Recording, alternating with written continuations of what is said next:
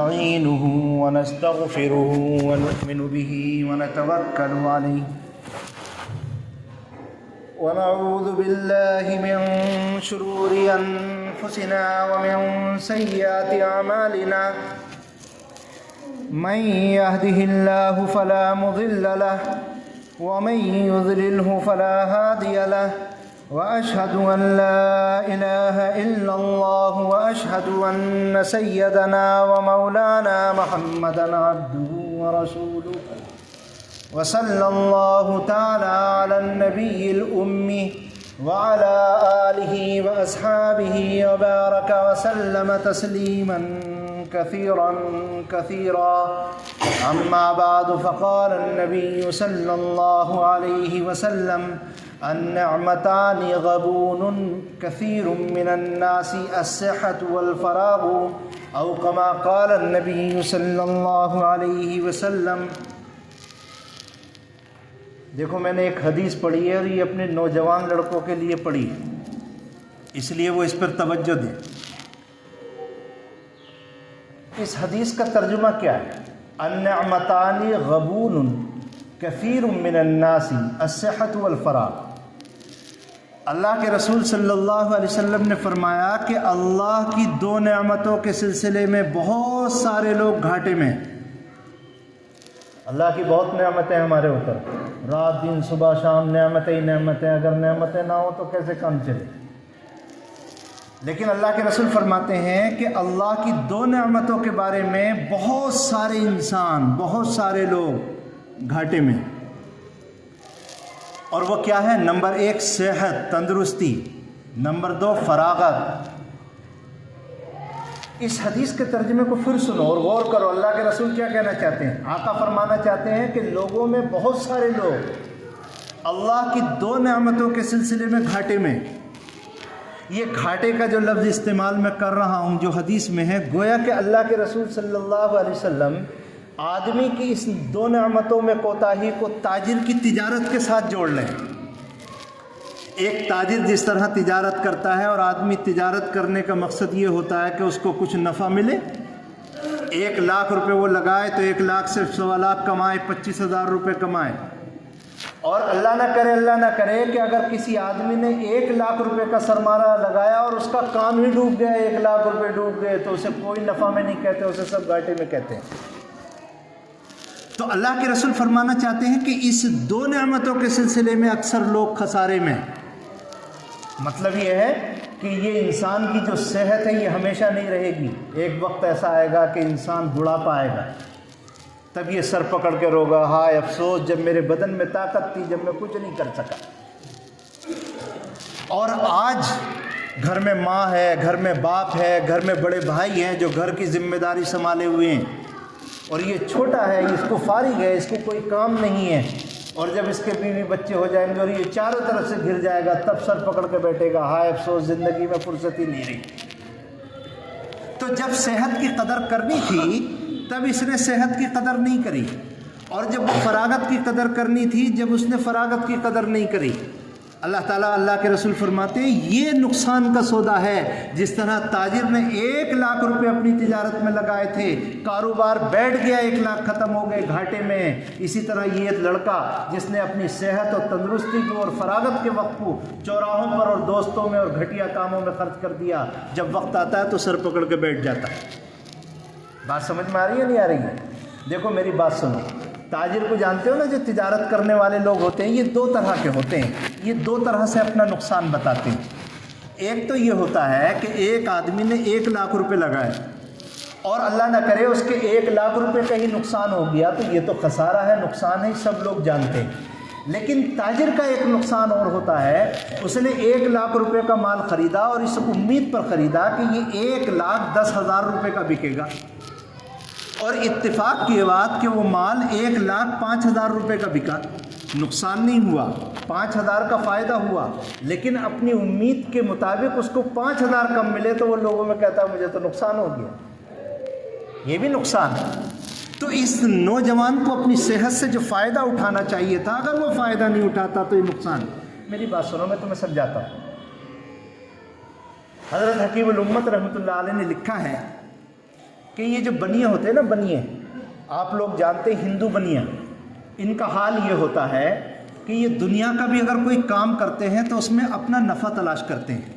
اور گجرات میں قوم ہے میمن، یہ میمن قوم بھی بنیوں سے نکلی ہے. تو وہ حضرت فرمایا کرتے تھے یہ کریلا نیم چڑھا ہے. ایک تو پہلے سے ہی یہ بنیا تھا جسے پیسے کی ہوس تھی، اور میمن لگنے کے بعد میں اور پیسے کی ہوس بڑھ گئی، کہتے ہیں کریلا نیم چڑھا. تو حضرت فرماتے تھے کہ ایک جب اس کی میمن کی موت کا وقت قریب آیا اور فرشتہ اس کے پاس آیا اور کہنے لگا تمہاری موت کا وقت قریب آ گیا، بتاؤ تمہیں جنت میں جانا ہے یا جہنم میں؟ کہنے لگا جہاں 4 پیسے ملتے ہیں وہاں بھیج دو.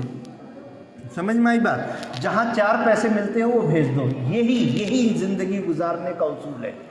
یہ جو لڑکے آج کل لوڈو میں، کیرم میں، تاش میں، شراب میں، عیاشی میں اپنے دوستوں کے ساتھ میں وقت ضائع کرتے ہیں، میری بھائیوں وقت کم ہے اس لیے میں زیادہ نہیں سمجھا پاؤں گا. اتنا اس بات کو سمجھو کہ 15 سال اور 20 سال کے نوجوانوں کے اندر جو اللہ تعالیٰ نے صحت اور طاقت دی ہے، اور اللہ تعالیٰ نے ان کے اندر جو جذبہ دیا ہے کہ اگر وہ جذبے پر قائم رہیں اور اپنے کام میں لگے رہیں تو پہاڑ کو بھی اپنے سر پر ڈھو کر کے دوسری جگہ رکھ سکتے ہیں. لیکن ہائے افسوس ان نوجوانوں کا کیا جائے کہ اپنی زندگی کے بہترین دنوں اور بہترین راتوں کو چوراہوں پر اور دوستوں کے بیچ میں اور لوڈو کھیلنے میں اور اسی طرح تاش کے پتے کھیلنے میں اپنے وقت کو ضائع کر دیتے ہیں. میرے بھائیوں اپنے پیسوں کو، جو آپ کی جیب کے اندر پیسے، اس کی قدر کرنا جانو، اس سے کمانا سیکھو. اللہ تعالیٰ نے جو صحت اور فراغت کا وقت دیا ہے اس کو غنیمت جانو، ورنہ وہی انجام ہوگا. حضرت تھانوی رحمۃ اللہ علیہ نے ایک قصہ لکھا ہے ڈھاکہ بنگلہ دیش کا، کہ ڈھاکہ کے اندر ایک نواب صاحب تھے، بہت مالدار تھے. جب ان کا انتقال ہوا تو انہوں نے اپنا ایک لڑکا اور ایک لڑکی چھوڑے. اب ظاہر بات ہے کہ دونوں بچے نواب کے تھے تو مزاج بھی شاہانہ تھا، اور اتنا شاہانہ تھا کہ اس سے آپ اندازہ کیجئے کہ ایک مرتبہ نواب زادے نے ماچس کی تلی جلائی. جب ماچس کی تلی جلائی تو آپ جانتے ہیں کہ جب ماچس کی تلی جلتی ہے تو اس سے ایک بو آتی ہے، اس کو بدبو کہہ لو یا خوشبو کہہ لو. اس کو بو اتنی اچھی لگی کہ پھر اس کے بعد میں اس کا مشغلہ یہ ہو گیا کہ وہ ماچسیں خریدتا، صبح سے شام تک ماچس جلاتا اور اس کو سونگتا اور مست رہتا. اور اس کی بہن کا نوابزادی کا حال یہ تھا کہ ایک کپڑا بیچنے والے کی دکان پر وہ گئی، اس نے کہا کہ اتنے میٹر کپڑا کاٹ دو. کپڑا بیچنے والے نے اس پر کینچی ماری، اور کینچی مارنے کے بعد میں آپ نے دیکھا ہوگا، آپ لوگ تو جانتے ہیں کہ کینچی سے زور سے کپڑا چیرا. وہ جو کپڑا چرا تو اس کو کپڑا چرنے کی آواز اس کو بہت پسند آئی. حضرت تھانوی فرماتے ہیں پھر اس کے گھر میں ٹرکوں سے، بڑی بڑی گاڑیوں سے کپڑے کے تھان آتے تھے، اور وہ دن بھر اپنے کپڑوں کو چیرتی تھی اور اس کی آواز لے کر کے خوش ہوتی تھی. انجام یہ ہوا کہ نہ انہوں نے پیسے کی قدر کری، نہ اپنی وقت کی قدر کری، نہ اپنی صحت کی قدر کری. انجام یہ ہوا، حضرت تھانوی رحمۃ اللہ علیہ فرماتے تھے کہ دونوں کے دونوں فقیر ہو گئے، اور جس بازار کے اندر وہ کھڑے ہو کر کے بھیک مانگا کرتے تھے اس کو بیگم بازار کہا جانے لگا. میرے بھائیوں یہ صورتحال ہے، اس کو خیر کرنے کی ضرورت ہے. یہ اطلاع ملی ہے کہ ہمارے نوجوان آج کل لوڈو بال کھیل رہے ہیں، اور لوڈو کے اندر بھی بازی لگا کر کے کھیلتے ہیں. آپ جانتے ہیں کہ یہ بازی لگانا حرام ہے. اللہ کے رسول صلی اللہ علیہ وسلم نے فرمایا لا يدخل الجنت، اللہ کے رسول نے فرمایا لا يدخل الجنت قمار منار مدمن خمر. اللہ کے رسول صلی اللہ علیہ وسلم نے فرمایا کہ ماں باپ کی نافرمانی کرنے والا کبھی جنت میں نہیں جائے گا. اللہ کے رسول صلی اللہ علیہ وسلم نے فرمایا احسان کر کے احسان جتانے والا کبھی جنت میں نہیں جائے گا. اللہ کے رسول نے فرمایا شراب بیچنے اور پینے والا کبھی جنت میں نہیں جائے گا. اللہ کے رسول نے فرمایا یہ جوا کھیلنے والا کبھی جنت میں نہیں جائے گا. آپ اس پہ غور کرو. ارے آپ سے تو آپ کے ماں باپ کو، آپ کے معاشرے کو بڑی امیدیں ہیں. یہ نوجوان بیٹھ کر کے اپنے پیسے کو ضائع کرتے ہیں اور اپنے پیسے کو اور صحت کو خراب کرتے ہیں. یہ آپ کا کام نہیں. نوجوان اگر چاہے تو بہترین ولی بن سکتا ہے. اگر یہ نوجوان چاہے تو اپنے علاقے کا بڑا تاجر اور کاروباری بن سکتا ہے. اگر وہ چاہے تو ایسے کام کر سکتا ہے جس سے معاشرے کے اندر عزت پیدا ہو. لیکن یہ لوڈو کھیلنا، اور دیکھو میری بات سنو، وقت کم ہے، 1 منٹ میں سمجھاتا ہوں بات. دیکھو ایک بات یاد رکھو، کچھ لوگ یہ کہتے ہیں کہ ہم لوڈو تو کھیلتے ہیں، تاش تو کھیلتے ہیں، لیکن اس میں بازی نہیں لگاتے، جوا نہیں کھیلتے.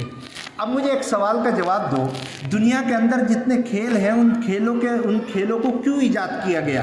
اللہ کے رسول صلی اللہ علیہ وسلم نے فرمایا کل لہو باطل الا ثلاثہ، اللہ کے رسول نے فرمایا ہر کھیل خراب ہے، 3 کھیل جائز ہے۔ نمبر 1 بیوی کے ساتھ میں ہنسی مذاق کرنا، نمبر 2 گھوڑے کی گھڑ سواری سیکھنا، نمبر 3 تیر اندازی سیکھنا۔ اس حدیث کی روشنی میں علماء نے لکھا ہے کہ 2 طرح کے کام کرنے جائز ہیں۔